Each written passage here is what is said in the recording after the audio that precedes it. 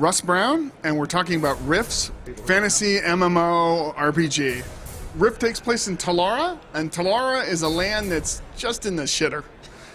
There's just no other way to put it, right? It's being invaded by all sides, and it's up to you to solve the situation. We have two sides, the Guardians, who have gods on their side and believe they can do it with the help of the gods, and the Defiants, who are saying, we don't need no stinking gods, we can do it with technology and magic. Both sides have good, both sides have evil. The reason it's called Rift is because Telara is being invaded by other planes, and we have these things called rifts.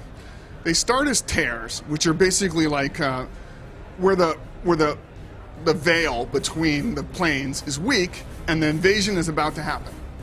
Once the tear opens up, a rift happens. Now you can either do the right thing and kill everything that comes out of it and close that rift, or you can let it stay, and it will become something called a foothold, which means a permanent installation of monsters until they get killed.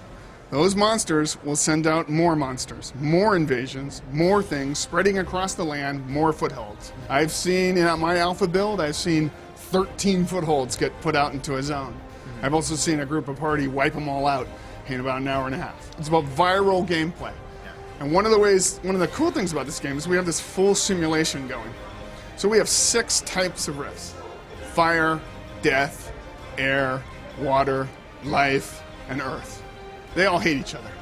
So if you get a fire rift here, death rift here, they'll start fighting amongst each other. And so you can go in, help one side, and then backstab the other. It's much more dynamic, it changes a lot more, and players can really control how much it changes. If you don't want it to change, be proactive, go out there, kill the rifts. If you do want it to change, you can just quest for a little while.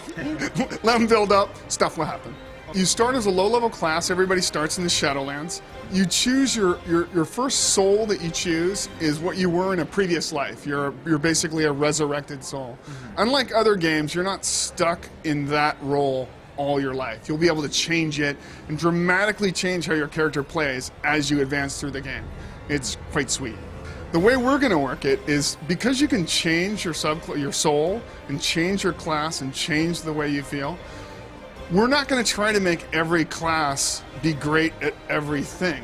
You guys need to change. You guys need to make decisions. It's not the developers making the decision. It's the player making the decision. So if you're playing a bard in our game and you want your bard to be good at PvP, I hate to tell you this, he might not be good in PvP. You need to go do, you will have the ability to do other classes and other things. Have fun. The real fun is dabbling in between them, because there are some PvE abilities that will be great in PvP, right, and some PvP abilities that will be great in PvE. And there will be abilities that the players will find that will surprise the developers. We'll be like, wow, damn, that guy's on point. It's a very important point, is we want, when you get to a rift, the more people doing a rift or one of our area basically events, the better. It's not, as a Defiant, if we're playing 2 Defiants or 2 Guardians, I'm not competing with you. I'm just making you better. It's all about cooperation. The faster you do it, everybody gets a better reward. Yeah, and we're not going to worry, if some people sponge off it, hey, that's going to happen. We want cooperation. We're in alpha right now. We'll have beta very shortly, and we'll release in 2011. Oh yes, on the PC.